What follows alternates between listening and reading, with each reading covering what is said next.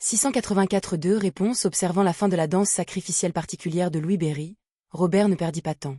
Il versa à la hâte de l'huile essence de pleine lune dans sa paume, utilisant ses capacités pour la fusionner avec sa spiritualité et la dissiper rapidement. Camus, Amandina et les autres ont immédiatement perçu un parfum rafraîchissant et psychédélique. Ils avaient l'impression que leur esprit était ivre, sur le point de sortir de leur corps. La voix de Robert résonnait doucement et lointainement dans leurs oreilles, faisant dériver leurs pensées de plus en plus loin. Heureusement, ils ne canalisaient pas leur cible, ils parvenaient donc à un contrôle relatif. La silhouette en robe noire quitta progressivement la vitre, s'approchant de Robert. Soudain, l'ombre a disparu. Robert baissa la tête, puis leva lentement les yeux, son visage teinté par le ciel nocturne mais avec une aura sinistre évidente. Ses yeux étaient sombres. Observant cela, Lumian termina la danse d'invocation, se positionnant à 3 mètres de Robert. Bien qu'il ait eu l'intention que Robert canalise l'esprit directement pendant qu'il posait des questions, l'ombre particulière s'était plutôt attachée à Robert. C'était aussi une forme de canalisation spirituelle. De nombreux médiums spirituels permettaient à l'esprit d'une cible de communiquer par sa bouche, répondant aux questions de certaines personnes. Regardant Robert à l'air sinistre, Lumian réfléchit brièvement, puis dit « Savez-vous ce qui est arrivé aux gens qui vivaient ici il y a 6 ans ?» Il prévoyait de commencer simplement, le moins susceptible de provoquer des anomalies, en ajustant constamment la direction, le ton et la terminologie en fonction de la situation réelle. Robert ouvrit la bouche, laissant échapper une voix aiguë qui ne ressemblait pas à la sienne. Affecté, accomplit un rituel, tous ont péri. Cette réponse a intrigué les autres, y compris Camus, ne sachant pas si des informations importantes étaient cachées. À part Lugano, tout le monde a deviné que Louis avait posé des questions sur l'incendie qui avait ravagé la famille Toinacu, la réponse de l'esprit impliquant un culte ou l'influence de dieux maléfiques. En tant que conspirateur, des informations pertinentes ont instantanément fait surface dans l'esprit de Lumian. Les émotions et les désirs refoulés de chacun à Tizamo seraient absorbés par le rêve, s'accumulant progressivement pour former les projections oniriques correspondantes. Comme les gardiens des tombes, ces projections se cacheraient dans la zone chaotique du rêve, gardant l'ancienne tombe noire. Lors d'explorations précédentes, j'ai vu le gardien de tombe en robe noire et des projections entourant l'ancienne tombe dans des fragments de rêve. Une projection était la figure restante de Hisoka, Toinaku. Hisoka, Toinaku revenait à Tizamo 2 ou 3 fois par an pendant environ une semaine. Après son départ, sa projection correspondante s'estomperait progressivement jusqu'à disparaître.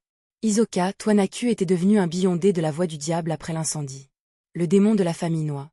Ces informations apparurent simultanément dans l'esprit de Lumian, comme des nœuds déconnectés dans une toile d'araignée.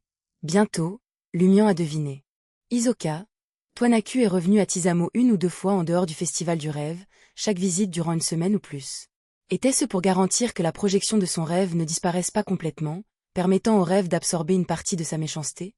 Les projections et les gardiens de tombe restent-ils autour de la tombe antique parce qu'elle a quelque chose de spécial qui les affecte sans le savoir, comme la tombe ou le cadavre froid à l'intérieur?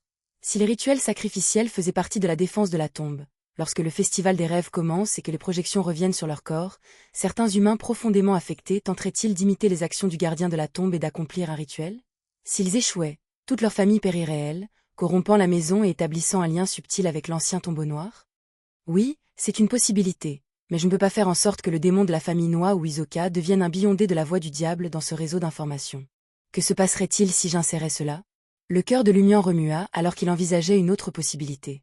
Ce n'était pas seulement le tombeau antique noir ou son cadavre froid qui affectait la famille Toinaku. Le démon de la famille Noa a également été touché. Peut-être que le démon avait convoité le cadavre ou la source de l'anomalie. Pour cette raison, il a secrètement influencé la famille Toinaku, leur transmettant des connaissances. Une fois que le festival du rêve a commencé, grâce à son influence dans le monde réel, il a amplifié leurs désirs correspondants dans le rêve. Couplé à la perte de contrôle de soi et à l'indulgence sauvage apportée par le festival du rêve, la famille Toinaku a pris l'initiative de tenter le processus sacrificiel à partir du rituel ou de la projection de rêve donnée par le démon, conduisant à des anomalies ultérieures. Le démon avait-il découvert le caractère unique d'Hisoka et l'avait-il attiré sur la voie du diable? Oui, cela explique pourquoi seule la famille Toinaku a fait une telle chose alors que tout le monde a une projection de rêve et pourquoi cette maison est-elle suffisamment unique pour permettre des rêves lucides. La prochaine tâche cruciale est de se prémunir contre le démon. Il ne peut probablement pas participer personnellement, mais ses serviteurs apparaîtront certainement. Au fur et à mesure que ses pensées affluaient, Lumian a acquis une compréhension plus profonde de la situation. Il regarda l'ombre qui possédait Robert et changea de question. Où sont les gardiens de tombe? Où sont-ils allés? Le visage ombragé de Robert répondit d'une voix stridente. Le festival des rêves commence, le tombeau s'ouvre. Besoin de se cacher. Besoin de vous cacher? Après le début, la tombe devient-elle anormalement dangereuse ou présente-t-elle un danger caché pour les gardiens de la tombe? Lumian jeta un coup d'œil à Amandina. Cette dame, Robert et Padre Cali sont arrivés au tombeau antique noir pendant le festival des rêves, obtenant facilement des pouvoirs par contact. Où est ce danger caché? En quoi est-ce dangereux? Et où sont les gardiens des tombes? Quelque chose ne va pas. Amandina ressentit une peur inexplicable sous le regard de Louis Berry. Sa voix trembla lorsqu'elle demanda. Y a-t-il un problème avec cette réponse? Lumian rit. Les gardiens des tombes doivent se cacher. Pourquoi ne l'avez-vous pas fait tous les deux? Avant qu'Amandina puisse approfondir, elle vit le visage froid et sombre de Robert se tordre d'agonie. Voyant cela, Lumian soupira. Mettez fin à la canalisation spirituelle. Si cela continuait, quelque chose arriverait à Robert. Robert a conservé une totale autonomie et une certaine mobilité. Il prononça immédiatement 2 mots dans l'ancien Hermès pour que l'esprit quitte son corps. L'ombre attachée à lui est restée insensible et l'agonie sur son visage s'est intensifiée. Lentement, Robert a sorti un poignard et lui a poignardé le doigt. Des gouttes de sang rouge vif, mélangées à sa spiritualité spirit medium, pulvérisées vers la fenêtre comme des chaînes de perles. Ce faisant, Robert a hurlé dans l'ancien Hermès. Partez. L'ombre en robe noire s'est détachée du corps de Robert, poursuivant le sang et disparaissant de la vitre. Témoin de cela, Lumian a retiré sa conscience de sa main droite, ne se préparant plus à renifler. Il poussa un soupir de soulagement et dit à Camus, Amandina et les autres, « Attends-moi au 2e étage. » Et maintenant? Marmonna Amandina en se tournant vers le bas.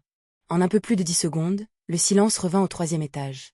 Lumian a récupéré les ingrédients de son sac de voyageur et a mis en place un rituel, tentant d'invoquer le messager de Madame la magicienne. Malheureusement, être un rêve a empêché le succès. Ayant anticipé cela, Lumian n'a pas été trop déçu.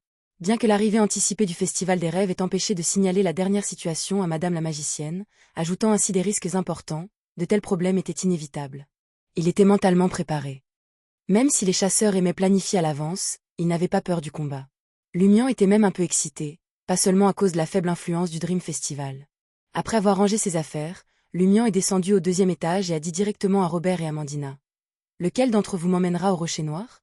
Il avait analysé leur situation, réalisant qu'Amandina, Robert et Padre Cali étaient facilement arrivés au tombeau noir antique et avaient obtenu des pouvoirs, tous dirigés par ceux qui l'avaient touché. Bien sûr, ils partageaient plus d'une chose en commun.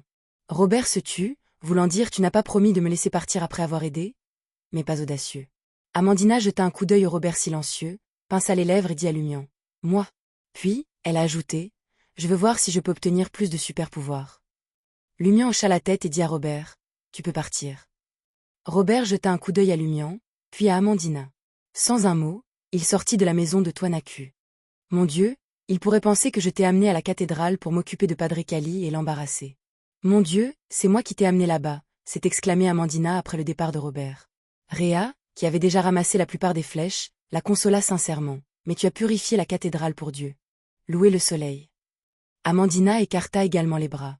« Louez le soleil. » Après leur échange, Lumian a dit à Camus et Réa. « Ensuite, je vais au tombeau antique noir. C'est à vous de décider si vous voulez y aller. » Lugano essaya de parler, mais Lumian l'interrompit avec un sourire. « Vous devez y aller. » Lugano a fermé la bouche. Camus et Réa échangèrent des regards et parlèrent à l'unisson. « Je viens aussi. » Lumian ne les a pas convaincus, il a simplement hoché la tête. « Alors partons maintenant. »